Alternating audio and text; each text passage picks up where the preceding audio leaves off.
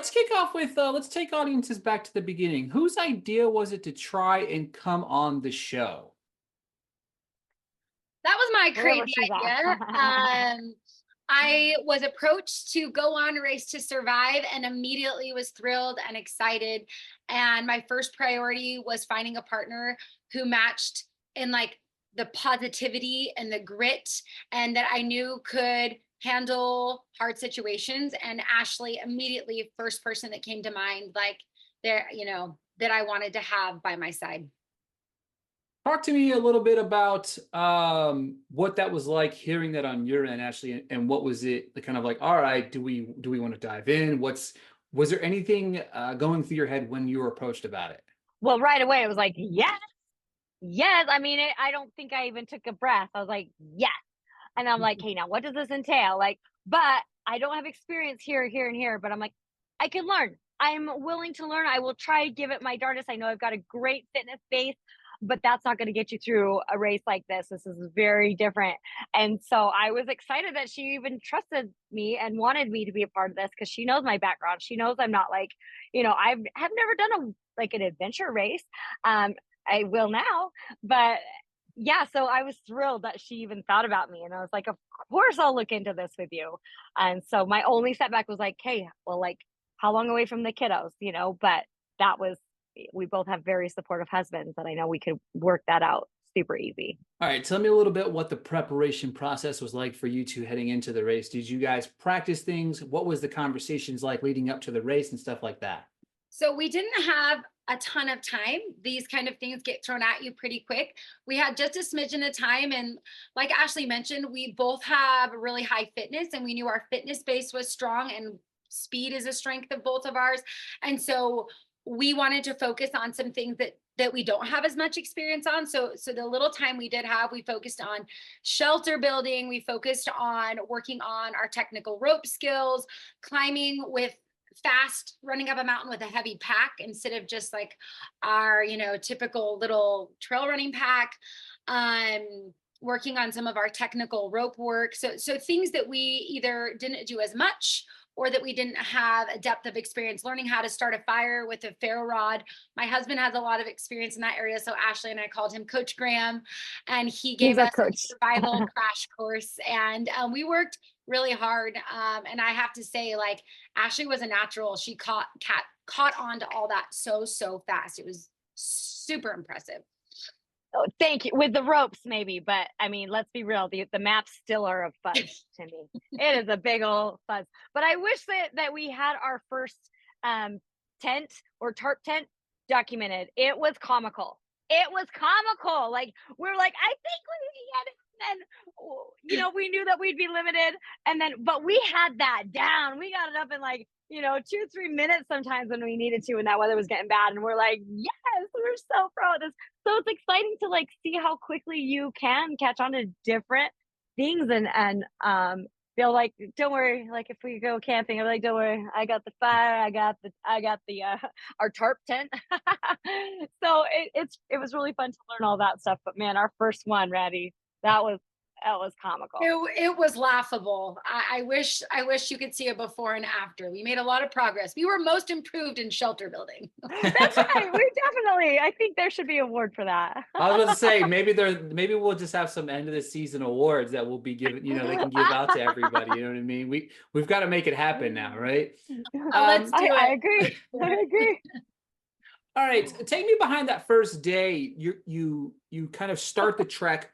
Was there anything that kind of shocked you, maybe in that first day that you didn't kind of expect? Yeah, that marsh. The marsh was insane. Like they didn't show much of it, but like we were all just laughing. Like this is like a bomb field because you just think that you're running. You can see the crate, and we're running, and people are just dropping left and right. It was hilarious, but it was harder than it looked on camera. Camera was like, that's all they showed us. But yeah, that was hilarious, that marsh. The marsh. Another thing that was like a wild surprise was, so I'm the navigator for our team. When I looked at that first map and it was 4 pages long and I'm putting it together and we're getting out our compass and I'm like, okay, like this is so legit right out the bat. They punched hard straight out the gate. I was like, we've got an entire Race to Survive season 1 and race 1 of season 2, and right away you could tell that we were in for an adventure of a lifetime. And I think it was intimidating, but I think it was even more exciting. Absolutely. In this week's episode, I think one of the more impactful things about you guys' journey is you never threw in the towel, right?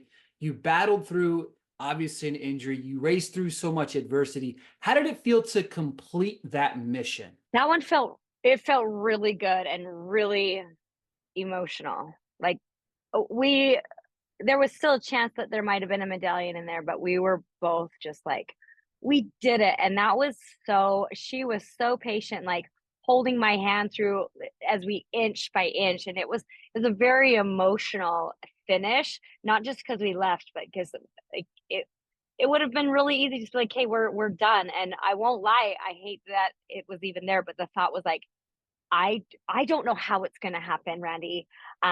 If I can make it through some of these boulders and stuff. So, we were able to make things work, and it was done very slowly, and it was done with love and all the support in the world from Randy. And so it was a really emotional time for me. Yeah, of course. Obviously, with you guys being eliminated while sad, Randy, to you, how did you feel in that moment? But I also want to ask about how did it feel to kind of see the reaction from the fellow cast members whenever you guys made it to that finish line? Yeah, that was special.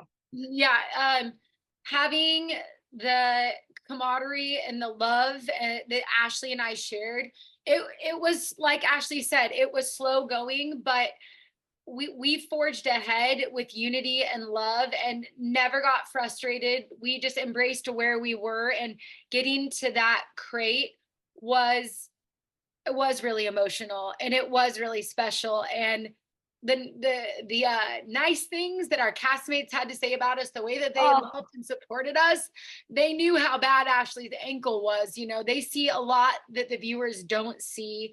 And I'll never forget the friendship, the support, the connections that we all shared, especially in that moment. And they all came out. It was really special. They all came out to watch that little bit, and they don't need to do that. They don't need to be out there, and you just felt so much love. It was really incredible. Randy, first to you. Looking back on the show, what was your favorite moment from being on the show? My favorite moment from being on the show. That's so mean. There's too many amazing moments.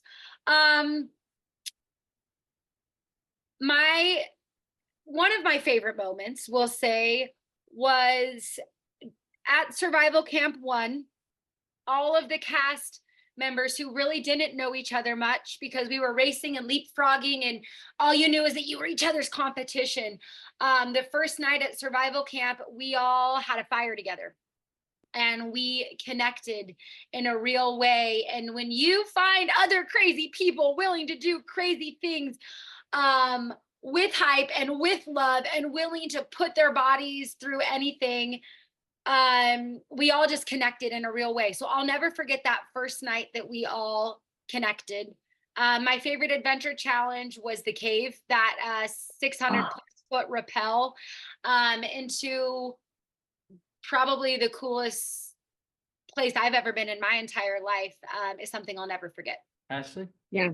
Yeah, definitely those fires were bonding moments for all of us. And that wasn't something that anybody needed to do, but we wanted to do that. Like, why should we all have like 7 different fires? Let's bring it together. And right now we're in survival camp. Let's survive together with people rather than just with our teammates. I thought that was really special. And I think one of the funniest moments that I'll never stop laughing about is the night before our last night there. Actually, was it our last night? It was. That we got crazy. We got so crazy. We had this batch of food still with us, and we're like, we're not going to count our cashews. We're not going to count our raisins, because we were counting out everything. So it was very equal. And I'm like, she's like, how many did you have? I'm like, just eat. And I remember our cashews had salt on them. Remember that? And they were not supposed to have salt. And we're like, oh my God, salt. dying over this salt, like, but we were just laughing and crying because we knew it was going to be over soon, and Yeah. but we're like, let's get reckless. And we did not count our food that night. It was really a funny moment between Randy and I. Yeah, it was a Michelin star meal of salted cashews and dried bananas. All And those bananas. oh man, I mean, we were laughing and crying and eating for the first time and just being reckless because we had a moment where we came to the realization that the next day could be our last day.